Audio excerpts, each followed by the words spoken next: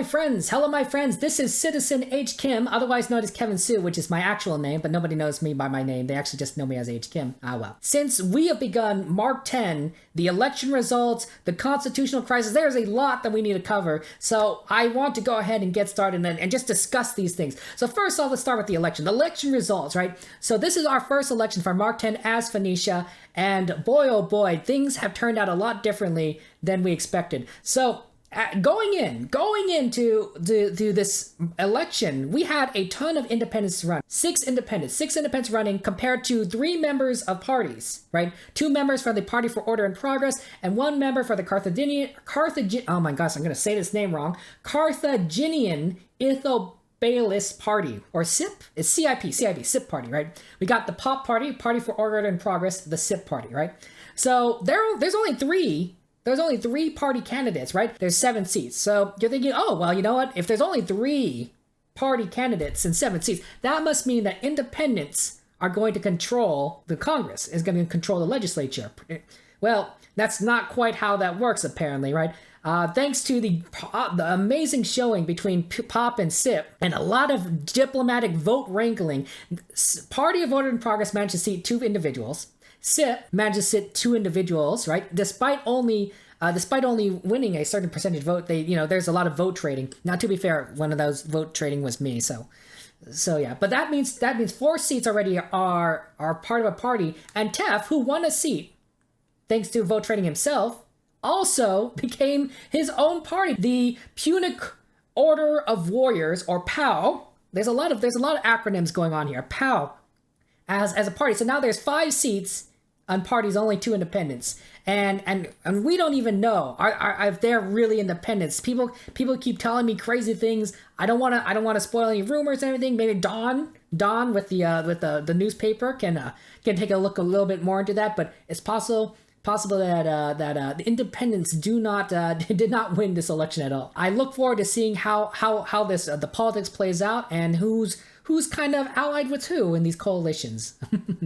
Speaking of coalitions, we apparently, I think we have a pretty strong POP-dominated government, right? So Freder of the POP party won the presidency with 47.6% of the vote, beating out Tefmon, beating out Wes. Wes did say to not vote for him, so I'm not too surprised. But controls the presidency. POP also has the speakership. Thanks to votes from the legislature. I'm kind of curious if, what else are they going to dominate, right? Is Chancellor Wes also a POP member secretly? Or is Wes an independent, right? What about the ministers that is going to join Wes's cabinet, if there are going to be any ministers, and we'll get to that in a second.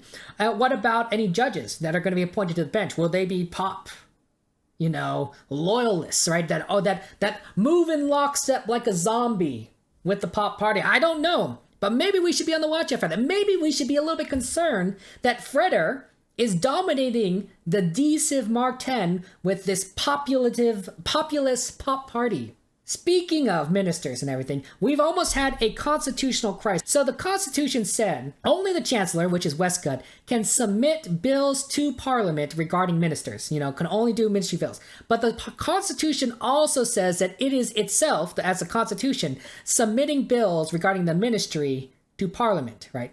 So it has been argued that because the Constitution is not the Chancellor, that the Constitution's ability to submit bills to Parliament is unconstitutional. Or as Norjab said, the Constitution is unconstitutional, which is a little bit tricky and confusing, but, that's something for the courts to decide. Or is it? In order to prevent a constitutional crisis, Wes has very graciously said, as Chancellor, I will submit these bills to Parliament in order to prevent a constitutional crisis. So either the Constitution has submitted them or Wes has submitted them as Chancellor, but one of those 2 ways should work for the Constitution, and so that probably averts things, unless somebody wants to nitpick, in which case the Constitution did not say what game settings we're playing on. So that is up to the legislature, that's up to the Parliament, and Parliament needs to know what you guys prefer. What map size do you want? Do you want large? Do you want any mods in here? There's a ton of mods that we have listed that we're going to play with. Do you want to play with barbarian clans, monopolies? Do you want to play with, secret societies? Those are options there. 7C's kind of map, is that appeal to you? Do you want a map with a lot of water, or do you want something more like Pangea, right?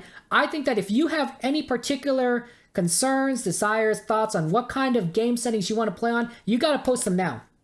You got to push your thoughts now, and you could potentially, if you want, submit bills, amendment bills to the game settings bill itself, and saying like, hey, you know what, I want this setting instead of this setting, right? And let the parliament vote on it. Parliament may reject your bill, right? But parliament may not. And this is our opportunity to determine what kind of game we're playing, because guys, this is democracy, right? We're in for a 6, 7, 8 month game here, right? Whatever map we choose now is going to affect us for the next significant portion of the year. Citizen Kim just trying to share with you his thoughts, worried about the pop domination of the government, worried about constitutional crises that don't exist, looking forward to seeing what kind of judges we appoint. Good luck, guys, and let's win this game, because if we lose, it's kind of sad.